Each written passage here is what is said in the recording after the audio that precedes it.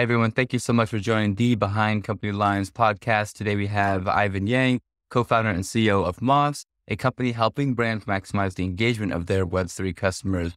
Ivan, I'm so excited to chat with you as I was talking to you pre-show, not only about your entrepreneurial journey, but also with this whole Web3 ecosystem kind of changing, molding, and I mean, it seems like there's always some kind of new engagement and new way that customers are engaging with not only the protocols, but the different technologies people are building, the different applications. I mean, there's so much that's involved in these communities now. It's becoming it in its whole ecosystem. So I'm interested in organism, actually, but I'm interested to hear your take and what you're working on at Moss. But before we go into that, what were you doing before you started the company? Yeah, so I'm currently a MBA student, a business school student at MIT Sloan. Prior to school, I was an investment banker for 4.5 years. So I worked at Goldman Sachs, both in Australia, where I'm originally from, and in London as well. So yeah, I guess like not the most traditional backgrounds, at least if founding a company, but I'm here nonetheless. Yeah. I mean, just describe to us what got you involved in Web3. What in particular was exciting about whether it was the technology, the community aspect, what in particular while you were going through and I will say maybe not the most traditional, but in terms of a lot of Web3 and blockchain and those types of founders, it's always kind of finance adjacent. So it's funny. I feel like everyone in the industry, or most people who saw blockchain coming, kind of had almost like a preview to what was going to be the transition kind of long term. But what got you excited about Web3 and the technology and everything around the building of different currencies and things like that? Yeah, I'd say like everyone else, it's finance adjacent. So at least when I was in finance, what happened was that you can't invest in equities or anything else like normal people. So you're still forced to think about what other asset classes can you invest in. And for me, when I started work, that was cryptocurrencies and the whole ecosystem there. So because I wasn't allowed to invest in anything else, I started to get really deep into the cryptocurrency sphere. Originally, again, like you mentioned, finance adjacent. So doing things like yield farming back in the day when that was the thing, trying to do some arbitrage plays, just trading coins and doing the whole lot there. But for me, like once I started doing that, I found it less interesting in terms of the actual cryptocurrencies and staking money in liquidity pools. That was great to make money, but it wasn't what was interesting.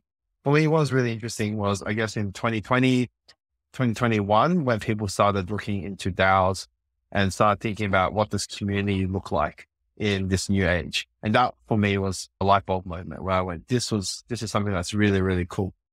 So I started going down that route instead. I was never really that interested in the NFT route per se, or at least the NFT route back in the boom time, because a lot of that was, again, finance adjacent, and people were trying to find alpha, trying to allow this to flip NFTs. That wasn't that interesting. It was all about the community aspect. So that's what I really got into. And then where we got into Moss and how we got into Moss was I was part of a lot of these communities. I thought they're awesome. A lot of these DAOs are really awesome, the communities, but I just couldn't keep up to date with them all. My Discord server, like I'm sure like everyone else's Discord server, is just mental. And I was like, there must be a better way. Like it can't be like this. So that's when we first started Moss, is when we wanted a better way to get information that is not in a linear format like it is on Discord. People saying GMs, that sort of has the same priority as really important announcements. People might be able to have different channels, but at the end of the day, I just muted the whole server. So that's how we started with Moss. We were trying to fix that problem. But the more we dove into it, what was even more interesting was all these other traditional brands that you've heard of, supermarkets, record labels, all of those different types of brands that you love and you hear about every day. Yeah. They were seeing Web3 as a way to sort of refresh their brand, as a way to re-engage customers. So that's how we pivoted and sort of got into the space. Yeah, it's incredible to think about seeing the opportunity at the time. And obviously I am in agreement with my Discord servers are out of control. There's no rhyme or reason to them. And I feel like I'm always behind, but it's still, and I'm sure you can agree, it's still valuable information or announcements. There's a community aspect to that. Kind of jumping into Moss, what was the first kind of iterations of the product? Was it always the same way? How did you kind of first try to conceptualize bringing all this information that was distributed linearly in an easy to digestible way? How were you able to kind of communicate that value and communicate to your customers through that product? What did that product look like? And also, how has it changed over time? Yeah. So when we first built Moss, the emphasis and one of my co-founders, Sean, he used to work at Microsoft as PM. So he was building world-class consumer UX tools, a tool that's used by billions of people every day through Windows 11, through Bing. I don't know about Bing, how many people use Bing compared to Google, but nonetheless, something that's widely adopted. And for us, that was always very important.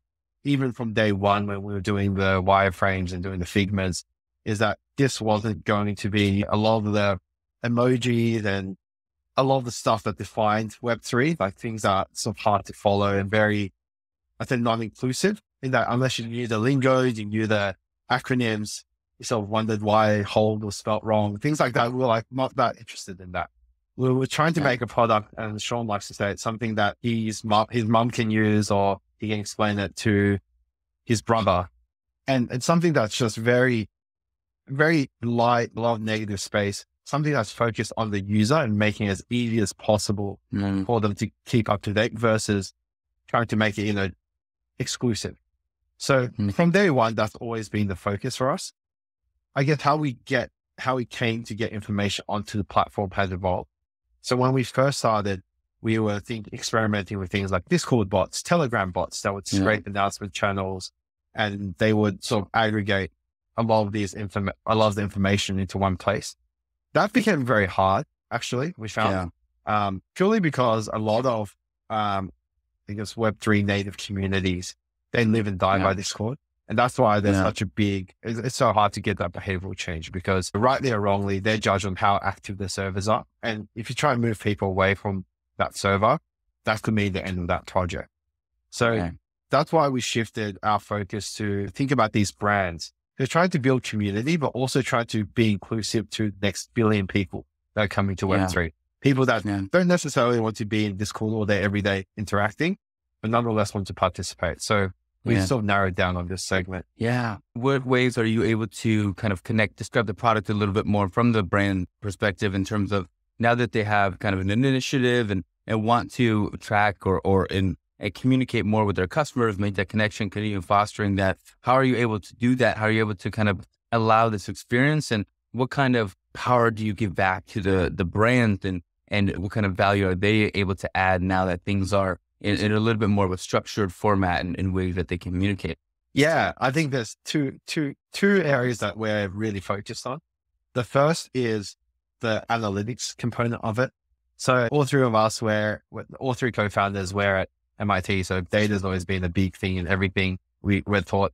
So in Web3, the big thing is that there's no data. A lot of these brands are shooting in the dark when they launch any Web3 project. So you hear about the recent launch of like Porsche. That's a show in the dark. They might have some hypotheses, and they pay a lot of money for consultants to work out who's buying their NFTs and who's collecting, what do they call it these days, digital assets.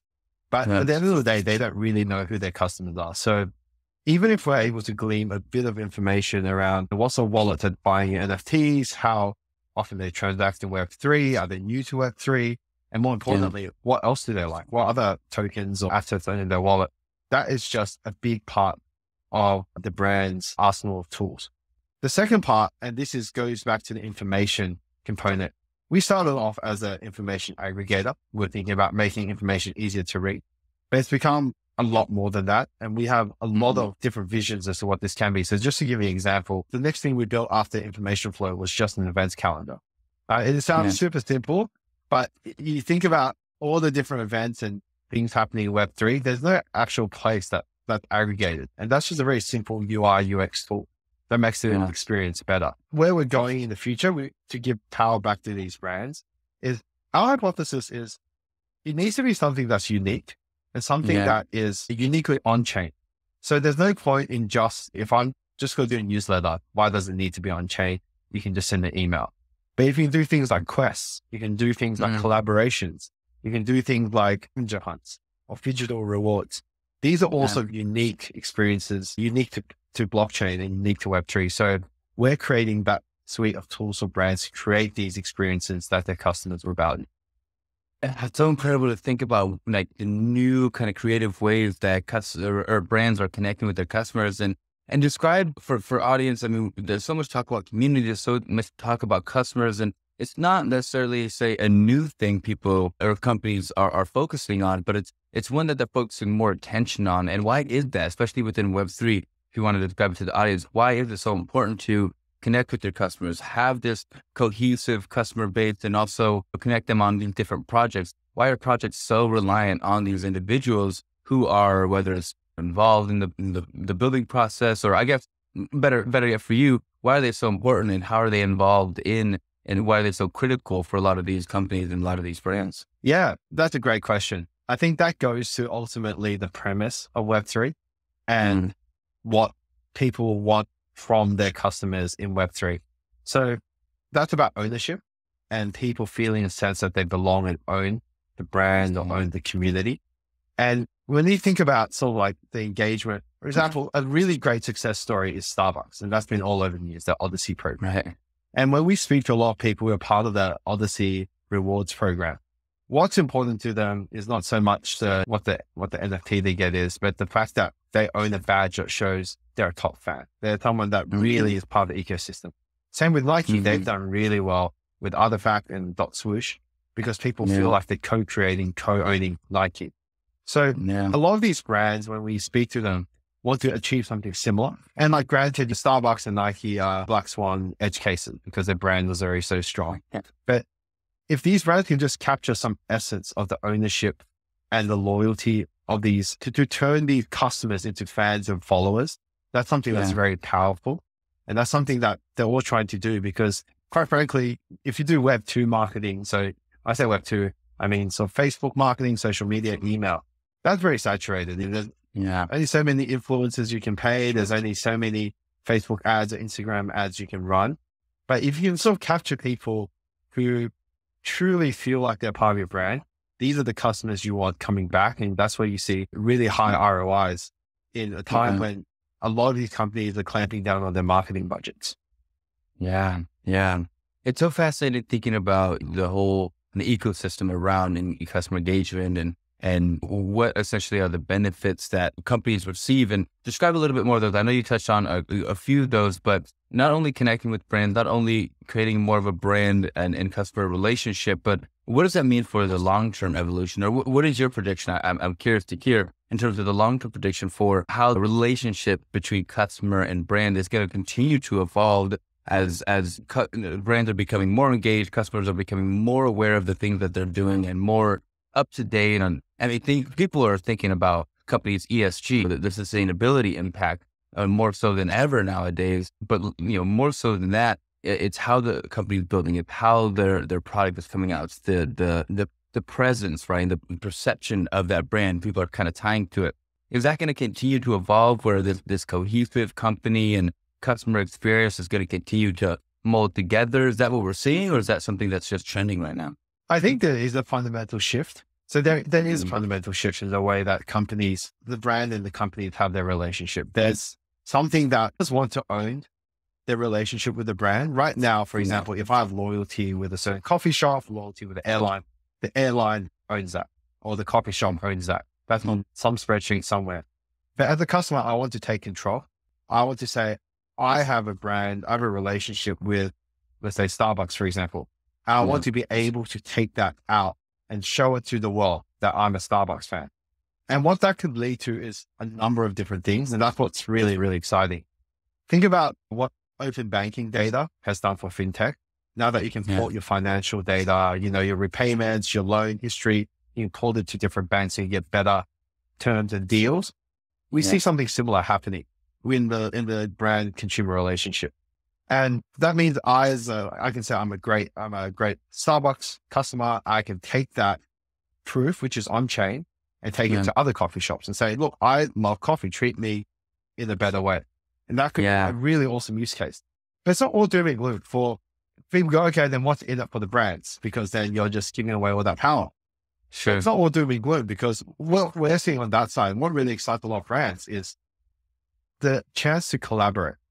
That's huge. So doing a collaboration deal between brands right now is a nightmare. You need the CEOs of both sides to negotiate memorandum of understanding, and then you have to sort of work back and forth to get something agreed upon. But you can go on chain and go, hey, I own the company X's NFT. And you can go on chain and see, okay, who holds company X's NFTs? And what if 70% of them also hold company Y's NFT? Then you can see there's room for collaboration and room for the cross-pollination of the customer. So that's what's really exciting on the brand side as well. So fundamentally, as this data becomes more and more public, we think that there's all these new possibilities are open, and that's super exciting for the way commerce is done. Yeah. I don't think a fascinating piece right there with the opting in your data into certain, whether it's communities or certain websites or what have you, and the ability, you're not the only Web3 focused company that's been really excited about the collaboration piece because of the possibility, knowing the customers more, you have the data, you have the information, kind of all tied in. And a lot of times, I think early on, people were thinking that because you can opt in data, there would be less clarity into who your customer is. But because you almost have more of an incentive to get people on, it's like you understand them a little bit more rather than just trying to get eyeballs or all the kind of shallow engagement versus people who are active in communities and purchasing the things that you're building. Back to Moss, but describe a little bit more about the traction. We'd love to hear a little bit more and about how many customers you have, what's been exciting about kind of not only the recent traction you've seen, but also the future. What are you particularly excited about in terms of the next phase of Moss? Yeah, so that's a great question. So for us, the traction has largely been, we've been piloting and partnering with two big global corporations. I can't disclose them yet because we're about to launch in the coming months, but we're working with them as partners and very closely to launch on Moss. So for us, that's been a great way to just get insights into what's important to a lot of these brands. Right now, for example, a lot of them are experimenting, a lot of them are wanting to work out what exactly the remit of Web3, what can you do, what can't you do. So being part of that journey is very important to us to be able to shape our product to meet their needs. So that's the main thing that we've been working on and focused on. Besides the main two pilot customers that we're working with, we have been speaking to a whole pipeline and roster of different companies that are both either already in Web3, they've launched projects, looking at launching projects imminently, or just want to get educated about it. And one thing that's really exciting from speaking to all of them is that all these brands are very different. Some are conglomerates like FMCG conglomerates that you would think, oh, it's interesting that they're in Web3. Some are really cool music talent agencies. Some are just sports franchises. And all of them see the same potential, but obviously it's in slightly different ways and the slightly different use cases. But what's awesome and really exciting for us is that all these different brands are thinking about it, and what they want to do is fairly aligned. It's all about the customer now. They want to offer really, really different experiences. And that has really helped shape the way that we're building the product, that it's not just about getting people on chain, launching and minting NFTs, because that's sort of old news now. There's a lot of still to be done there, but that's not the hard part. The hard part is, okay, now that I have this NFT as a customer, it's in my wallet. I've gone through all the effort of setting up a wallet.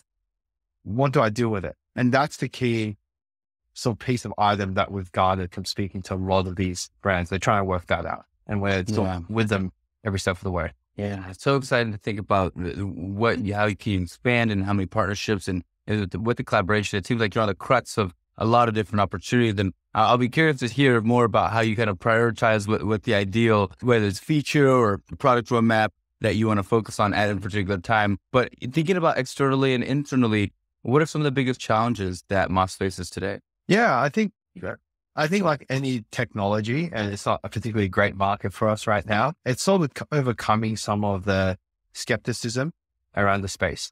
I think for better or worse, probably it's fair that the word NFT or the word Web3 has a lot of connotations with it. It's sort of taboo to use that word. I think there's a big rebrand going on to like digital collectibles, but I think a lot of it's about getting over the stigma of it, because in 2021, 2022, when NFTs exploded, it's all about trying to make a quick buck. They're trying to mint NFTs, sell as many as possible, get as much hype going as possible, and just making money on it.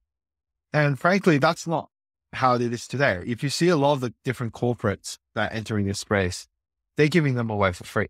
It's not about the NFT. It's not about money on it. And if you see what Porsche did recently with their drop in February, that didn't sell out. They got a lot of backlash for that. And Yeah. that's because they were still applying the 2021 model and thinking, hey, we can just sell these rare NFTs and make a quick buck. But what the smarter brands are doing is they're going, okay, let's give away these NFTs for free, because over the long run, if we can find the more loyal, engaged customers, that's more valuable than any upfront revenue. So that's the biggest challenge, is that some brands see this, some brands don't, some brands are still so scared by what's happened and by the bear market that is currently persistent. So that's definitely the biggest thing, but that's slow down to adoption. Yeah. And if everything goes well, what's the long-term vision for Moss? Yeah, for us, the long-term vision, I think it's super exciting. We want to be at that touch point of where brands and customers meet. We want to be facilitating those interactions. We want to be helping drive that new era, new age of engagement. So for us, we see a similar opportunity to when Facebook and other social media, social networking sites came on board. That just connected the world in a whole new way. We see something very similar here. And that's why it's so exciting for us, is that all these other brands are beginning to see it now. And it feels like we're on the cusp of something awesome. Yeah. I always love this next section. I call it my founder FAQ. So I'm going to give you some rapid fire questions, then we'll see where we go. Yeah, so sure. First question, always to open it up. What's particularly hard about your job? I think what's hard is trying to sell people on the vision. I think that's the number one job as CEO, is just, you have it in your head, like you have a million thoughts trying to articulate that and convince people that that's the vision. Always the hardest job, but the most satisfying, I guess, when it works. Yeah. Thinking about all the ways companies and all the ways you're seeing companies be creative in how they're engaging with their customers, are there a few ways that you're particularly like surprised or impressed or excited about in a way that customers are being, or brands are relating or offering certain, whether it's activities or quests? I know you mentioned those items, but what's particularly been impressive or creative or inspiring about ways companies and brands are connecting with their customers that you've seen? Anything come to mind? I think what has actually been very impressive is the Starbucks Odyssey app. So when I go through the site, it is a very simple experience. But you see a lot of these metaverse, like Decentraland, it's like crazy VR worlds, but the simplicity of Starbucks and how much attention and how much sort of engagement that's attracted has been awesome to see. It's like you can do some quizzes, you learn more about coffee, you learn more about their process. And it just builds this affinity with the brand that you go, oh, like I feel like I've done some quizzes on that. I feel like I'm part of the story. And that's just something that's so simple, but so effective. And that's sort of where you don't need to reimagine a whole crazy way of doing things. We're just doing like a quest, like gamifying going to the supermarket. Yeah. Just like think about Pokemon Go, like Pokemon's been around for ages, and being able to go to different places and collect Pokemon, that's something that's, I think a lot of brands are trying to think about now. And that's something that's the simplicity of it. It's what's impressive. Yeah, it's incredible to think about. I mean, the simplicity aspect, but also the Pokemon Go thing. You're totally right. It's something that's been around forever and kind of repurposed, reimagined with new technology and being able to offer some like engagement or activity. I'm always curious just with what people are building, whether it's DeFi protocols, dApps, or things along that nature. What have you seen, just in your opinion, is something that's exciting on the forefront? Obviously, you mentioned there's a big rebrand of NFTs. I think a lot of people are trying to figure out, not only are they collectible art pieces, but they're used in different ways for tracking documentation or even like birth certificates and things along that nature, things you can't necessarily create copies of, right? You have to have originals of. But what are some interesting ways or other brands that you've seen in what they're building and what they're creating? Is it DeFi protocols, dApps? How are they building? What are they building? What are you particularly excited about? Yeah, I'd say there's two things. One is the use cases of NFTs. We recently got back from ETH Denver where we met up with another startup, and they have awesome founders, Heirloom. They're doing NFT credentials. It's not strictly speaking NFTs. They're sort of more advanced than that, but think of it as like a token proving your academic credentials, and how, you can change the way background checks are done, how you can change the way just like academic certificates are issued. I think the way Nick, who's their CEO, explained to me is we all have a degree at home that you sort of dust off and show to people, but it's not being used for anything. So having that on chain is such an interesting use case I never thought about. The other thing I thought was interesting, I don't have a solution for, is what's happening with DAOs and how they're going to change the way communication and governance is done. You know, there's still a lot of growing pains in that industry in terms of working out how exactly they should do the membership models, how exactly they should communicate things to 10,000 people en masse and keep a community that's purely online, not just active, but also functional. I don't have the answer for that, but that's just, I see a lot of work being done. I think FWB, they released an app recently, try and solve some of these problems. So that's also a super interesting problem that I'm seeing. Yeah, it's incredible to think about, especially the school records and if it's on chain and just kind of pairing it with what Moss is doing in terms of engagement. What does that mean for the alumni network, and what does that mean for the association from alumni and colleges and so many things that you can have access to with this information or the data online and on chain. The alumni piece is great, because I think one critical drop off a lot of people see is the decrease in engagement after graduation. So that'll be an interesting one. I'd love to kind of see how that one unfolds as well. And another question for you is, what's something that, you're good at now as a founder that earlier on you struggled with, or that you wish you were better at? Anything come to mind? Yeah, I think I can always be better at most things. I'd say prioritization, and that's a bit of a cop-out answer, but I genuinely, coming from like a finance background, I was like, I could just do it all, because I'll just stay up all night and just work all night, but that's just genuinely not possible. I've sort of tested the limits of that. So I think working out what's really important at the start, especially when you're a really early stage startup. I think at the start, I tended to be a bit, let's get everything done, let's do it all. But I think right now, it's just being able to focus on what's really important, what's really driving value for customers or for stakeholders. That's what's important.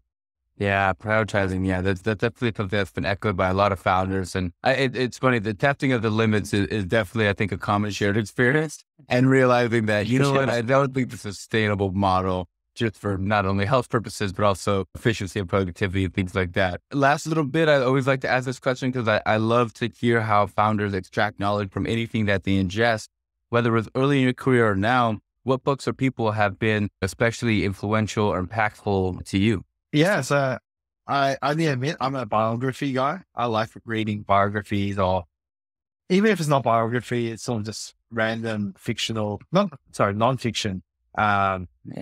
takes on things. So, and just to like name a few, like Shoe Dog, I thought was an awesome book. Like that's been one of my favorites. And whenever people ask me, that's my go-to response. It's Shoe Dog's an awesome book. Recent reads that have just been, I like to also read things that are outside.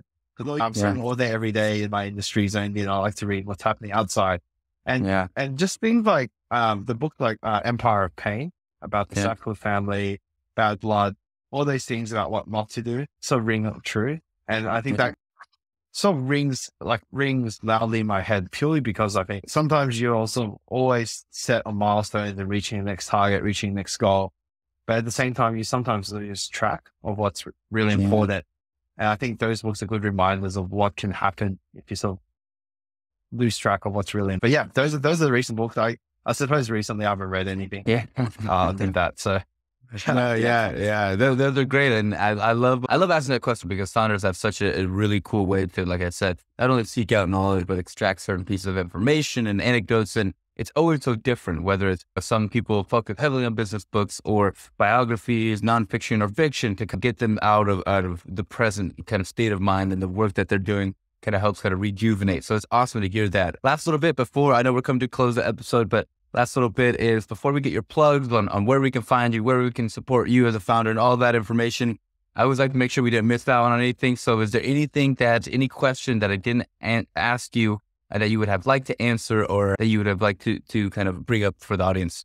Yeah, I'd love to sort of just give a plug out to the team. I think everyone's working super hard, and I'm on this podcast, but everyone else is still working. So I'm at Vera Break. So I think like the main thing is being able to work with Sean and Nyla as my co-founders has been a great experience. I think we all come from very different backgrounds. I think I mentioned briefly at the start, Sean is from a technical background at Microsoft. Nyla was at Mass Challenge as the chief of staff, building out their global footprint. So we all come from very different skill sets. I think that's just been awesome. Like the discussions that we have as a founding team through to just how we approach different problems. So I think there's been a lot of credit due there, as in we love the space and breathe the space, but I think having those three perspectives is what's made it. And yeah, do you want me to plug where people can find us? Yeah. Please do. Please plug not only your LinkedIn, your Twitters, your Discords, wherever we can find you, not only be a supporter of you as a founder, but also of Moss. And even if we're a customer, where can we start getting engaged with the product and start connecting with our customers? Yeah. So we're at www.moss.social. We're in private beta at the moment, like I mentioned. So if you jump on and log in, you can see what it looks like, but you won't see much. So I have a form on there if people want to be interested, they get the brands that are interested and want to get in touch. Similarly, you can email us at info@moss.social. And then finally on Twitter, it's at moss_social.